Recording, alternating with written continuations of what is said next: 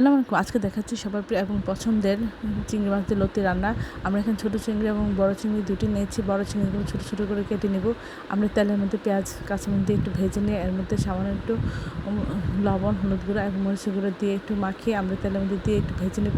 তারপর 3-4 চামচ রসুন ছেঁচা দিয়ে আমরা এটা একটু ভেজে নিয়ে আমরা এর মধ্যে দিয়ে দিব আধা চামচ আদা বাটা, আধা চামচ রসুন বাটা একটু ভেজে নিয়ে এর মধ্যে দিব 1 চামচ ধনিয়া গুঁড়া, আধা চামচ জিরা গুঁড়া, আধা চামচ লবণ, সব কিছু আমরা আধা চামচ হলুদ গুঁড়া, আমরা সব কিছুর সাথে আমরা লতিটা ভালো করে কষিয়ে নেব।